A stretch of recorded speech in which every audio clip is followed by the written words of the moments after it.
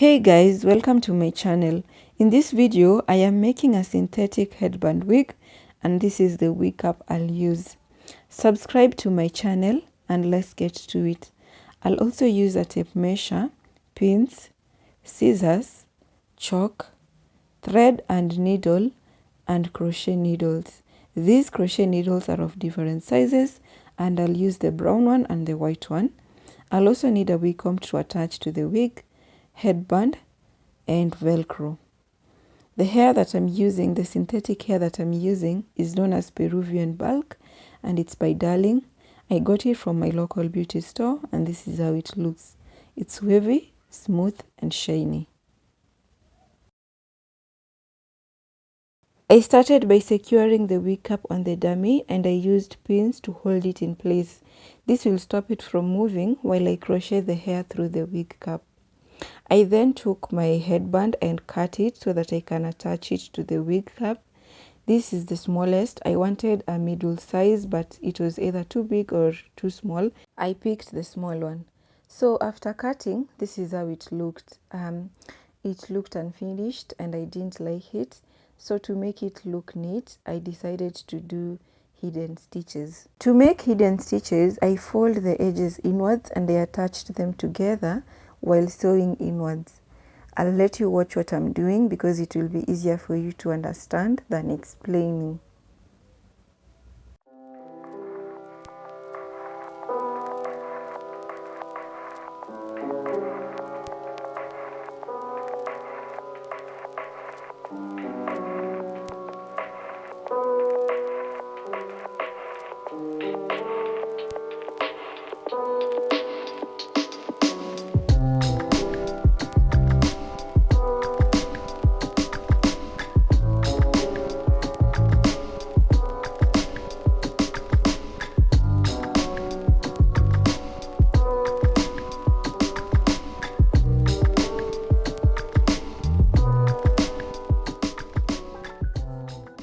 Then I sewed the Velcro on the headband.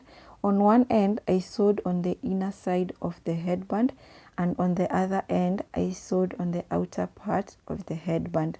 I used 1.5 inches of Velcro. The Velcro has a smooth part and a rough part. The rough part attaches to the smooth part. For the attachment to work, they have to be sewed on the opposite sides. And that's why I sewed one on the inner side of the headband and the other on the outer side of the headband. You can skip the sewing step by getting a wig cap that has the headband already attached to it. While at Dubois, I only found one shop that sells this type of wig cap and it was costly. So I figured I could make it on my own. The wig cap was 80 shillings, the Velcro was 40 shillings per meter, and the headband was 30 shillings. Actually, 3 headbands for 100 shillings. To attach the headband to the wig cap, I sewed from ear to ear. The whole sewing process took me 20 minutes. I would like to remind you to subscribe to my channel. 90% of the people who watch my videos have not subscribed, and I would just like you to take a second and support this channel, support my videos by subscribing. When you subscribe to my channel, it will help me as a content creator to hit the 1,000 subscribers target and get my videos monetized. Also, if you find my videos helpful, do give it a thumbs up, do give them a thumbs up, and this will push my videos on the recommendation tab of YouTube. So subscribe to my channel, like and share. Most of the time when I'm making these wigs, I like to watch a series on Netflix or Showmax. Sometimes I watch documentaries so that I don't get bored. And this wig took me 3 days to make. I could only work on it after 5 p.m. And that same time I used it to catch up on the latest series and the latest documentaries.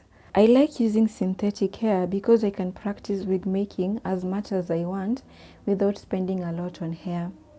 Also, if I was to crochet this hair on my actual hair as a hairstyle, it will probably only last a month, then I would cut it and throw it away.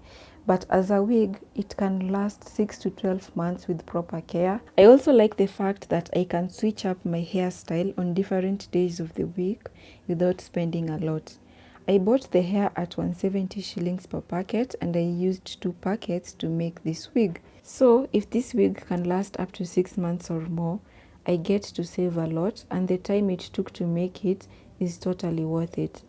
The length of the hair is about 14 inches long, and if I was to use it like that at the bottom part of the back, I would end up wasting it while trimming. I decided to cut a few bundles in half and used the shorter hair to crochet the back part.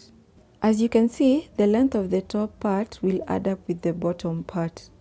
To crochet, I used tiny pieces of hair. With tiny pieces of hair, you'll achieve neat knots that will not unravel. Big pieces of hair are quite hard to crochet because 1, the holes on the wig cap are really tiny. 2, the needle might get stuck while pulling the hair through the hole and you might tear your wig cap. 3, the knot will keep on unraveling and it will not be neat.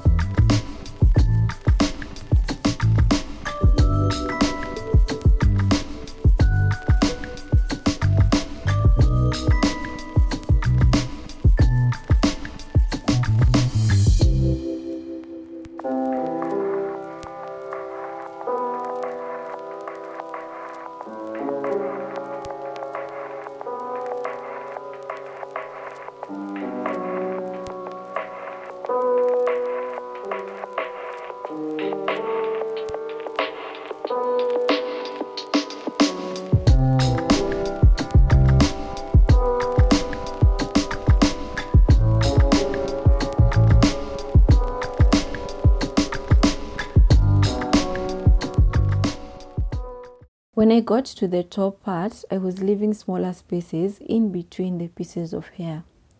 The holes at the top part were really tiny compared to the back part, and I decided to use a smaller crochet needle.